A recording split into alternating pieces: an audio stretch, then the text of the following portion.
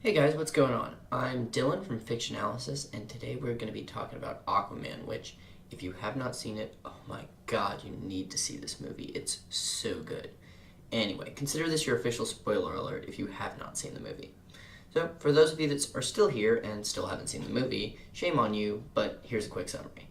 Aquaman, who has lived on the surface his entire life, is called down to dethrone his younger half-brother, Orm, who has taken over as king of Atlantis and is trying to attack the surface world for destroying the oceans. Pretty reasonable reason, actually. In order to do this, Aquaman must go on a quest to get the trident of an ancient king named Atlan, which is supposed to give him the power to take down Orm, his younger brother, somehow. He successfully does get the trident, and in a climactic battle attacks and finally takes down his younger brother, shattering the latter's trident. My question was then, what powers, if any, did the trident that he went to find actually give? Or was it just a treasure that he needed to acquire so that he knew that he was worthy of being a king and able to save the people that he never knew he had? In order to figure out if the trident actually did anything, we first have to take a look at what powers the movie explicitly attributes to it, which admittedly is not very much. Only that the user would have the power over the seven seas. Like, literally. That is all it tells us. And that is super vague. In a flashback to Atlan's reign, the Watchers see that at one point it was used as a power source, but that doesn't say if it actually gives any powers or what it was doing as a power source, just that it theoretically could be one. That said, none of that is actually a power of the Trident, so we are stuck right back at square one. But anyway, next we should look at the powers that Aquaman already has at the beginning of the movie, so we don't accidentally attribute something to the Trident that didn't have anything to do with it that Aquaman could just do. As always for Aquaman, he can breathe underwater and communicate with fish. That's Aquaman. He wouldn't really be Aquaman if he couldn't do those things.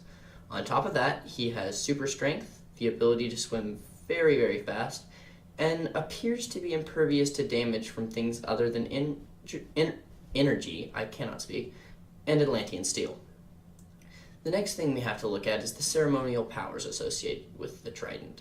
See, many of the powers that it comes with are actually political powers, interestingly enough, such as having automatic claim to the throne of the Kingdom of Atlantis. It's not a magical power, just a power that everybody seems to agree on. And it could even be argued that every sea creature just recognizes the symbol of the trident from ages past and is willing to bow to the user out of respect for the fallen king. If that's the case, then it could even be argued that the trident doesn't give Aquaman any powers at all and is entirely symbolic, but I don't quite think that's the case either. See, in the battle at the climax of the movie, he's seen using a technique used earlier by Vulko, who is his mentor, which involves a weapon controlling water to form a shield that has kind of an explosion when it's attacked. It's weird to describe. But I think it's fair that because he never did that in any of the former battles with his trident that he had before, and he wasn't taught the technique at any point during the movie, that some level of hydrokinesis probably does come with the trident. So that's one power that we can see that it definitely has. He is also seen controlling and ruling over the Trench, which is a devolved race of Atlanteans. But that can also be chalked out to the Trident being especially memorable as a ceremonial power, if one wanted to do that. Maybe it does specifically give him control over them, but other than that, it's up to anyone's guess whether that comes because of the Trident's past or because of the Trident itself. So interestingly enough, other than control of water, it doesn't seem to do a whole lot for him at this point. However, I also think that that's because he hasn't had time to learn to use it yet. This begs the question then, what powers will he have in the end, once he does learn to use it? Of course, everything from here on is a guess, as we don't have a sequel or another Justice League movie or anything like that to go on.